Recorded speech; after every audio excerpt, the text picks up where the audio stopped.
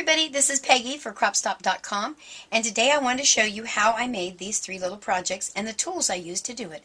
Let me show you.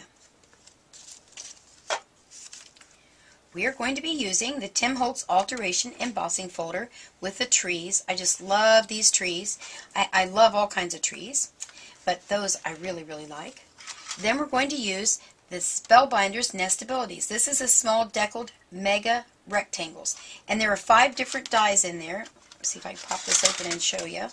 I don't have my magnet inside here yet, but you get 5 different sizes. There's 4 of them, and the one we're going to use is going to be the bigger one right there. So we're going to use those. Let me just move those out of the way. We are going to use my handy dandy scissors, of course, and then we're going to use some of the Memento inks, the Rich Cocoa and the Cottage Ivy. And then we're going to use one of my all-time favorite adhesives, the Quick Dry Adhesive by Scott's. I really like this. So, well, you know what? Let's get started. Now the first thing I want to do, I'm just going to use a little piece of craft paper and the largest of the dies from the Nestability. And when you're cutting with your Nestabilities in your Cuttlebug, you're going to use an A plate, a B plate, and you can tell mine's pretty cut up, all those marks on it. You're going to lay your cardstock down, your little die on top of there, and then you're going to use a C plate. Now you can tell I made a mistake a couple times and cut the wrong way, but you know what? It survived it, thank goodness. Then you just simply roll it through. You might hear a click noise. That's quite all right. And probably another one. There it is. Oh, it sounded like it broke, but guess what? It did not break. And there you are. So that's that part. Then what I did, I'm going to get rid of my C plate, and I'm going to bring in my embossing folder. Now this is embossed where you could emboss your card front and then go ahead and put your sentiment here, and I have done that. But in this particular one, I just wanted the trees because I'm going to use my little dealie here that I made. This is going to actually be an embellishment on a scrapbook page for one of my Christmas pages I'll be doing with one of my grandbabies.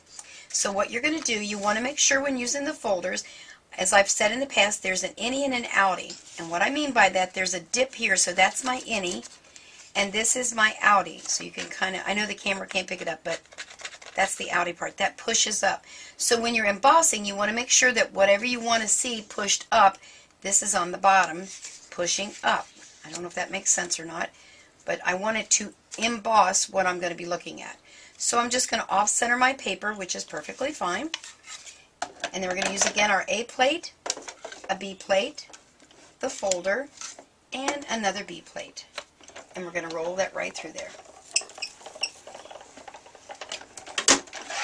Rolls nice and easy. Let's get rid of my plates here. And here we go. I love these folders. They emboss really nice and deep. I don't know if the camera can pick that up. Can it pick that up, Steve? Very good. All right. Well, let me move my Cuttlebug out of the way and show you what I did next. I took my Cottage Ivy ink and I just edged it. What I liked about this is the decal edge. Now, some of you out there are going to say, why would I want to buy those? Because I can just tear it by hand. And yes, you can, but this is nice and deckled. Like years ago, there used to be scissors, and there still may be out there deckled scissors. I never got them straight, so this way I get it straight. And I don't worry too much when I'm doing my distressed ink look. I don't get really excited. Some people do about getting the green where it's not green, but let me put this down and drag it across there. It'll be a little nicer. There we go. Now let me grab my handy dandy rag and wipe off my mat. If you don't have a craft mat, you need to get on Cropstop.com and get you one. I'm telling you, these are the best ever.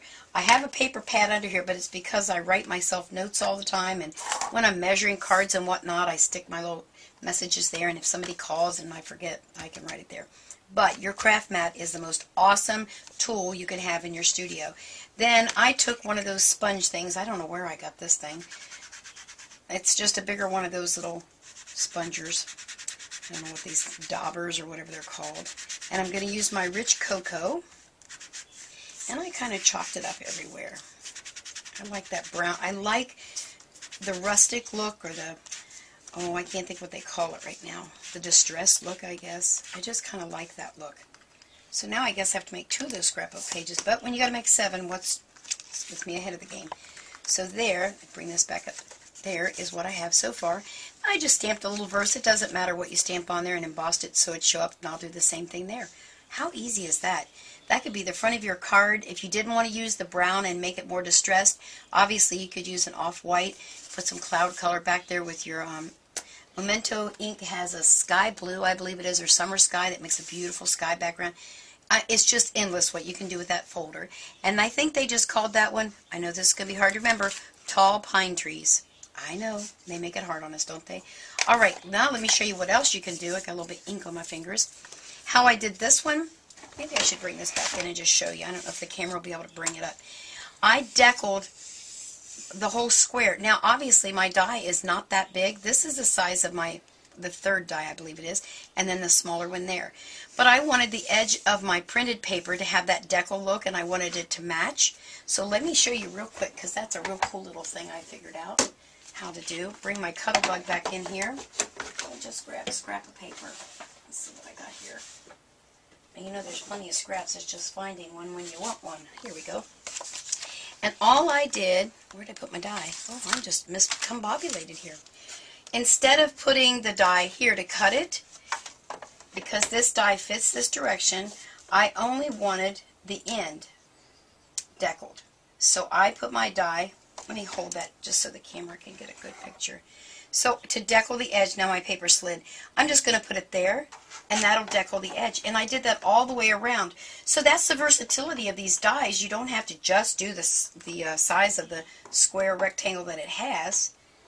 Now the one thing you can do, which I found later works really good, if I could reach it I'd do it, I put a little piece of repositional tape, but I'm not really worried how this one's going to measure out. Oh duh, Peggy. Wrong plate. B won't work. We're going to use C. Of course, C is for cutting. Oh my word. So there we go. Alright, now it's working. Holy cow. And there's that click noise. Don't worry girls, I didn't break it. So there you can see I deckled the edge. Can we see that? Let's put it here. So now I just deckled the edge, which is really cool too, because if you just wanted to deckle the edge and then do the rest of your stuff there, you could have one side deckled. There you are. So that's how you can do that little trick. I thought that was pretty cool. Now, the other thing I did, let me get this stuff out of the way here. I know you're all going to be wondering how I made this cool little flower right here, and so I want to show you. And I didn't bring my Nestability in with me, but I have a Nestability die. It's the scallop circle, and I just cut it out of this piece of paper. I want to show you how easy this is. And what I like about it, I'm not a measurer, which I've said in the past, so you don't have to measure. So I just cut around like this in a circle. Are you seeing how easy that is? I'm not even worried about it if it's even little curls or whatever. And some of you out there may know this, but there might be somebody out there that doesn't, so we like to share our ideas, you know. There we go. Alright. And then, this is the part that confused everyone in the class. You want to be able to see this dot, because when the flower goes out, I want to be able to see the print. If I had done the other side, it would have just been a plain old white flower. Can we see that okay? Just a plain old white flower. Thank you. Alright, now, and then all you do now, some people too like to use little, what do they call it? Skewers. I have to say it slow because I don't say it right. And they twirl, but I just use my fingers and twirl it around. And it goes pretty quick. And the tighter you make it, obviously, the smaller your flower, but then I always let it bounce loose. This is kind of like quilling for those ladies out there, and gentlemen, if there are those that quill. It's kind of a form of quilling. And I'll tell you, if you haven't gotten them, and I think they still have them at Crop Stop, I need to look that up. There are quilling flowers out there that Cuttlebug has out, or Provocraft has out, that you do in your Cuttlebug. Oh my goodness. I've done this before, so you can watch the video on that.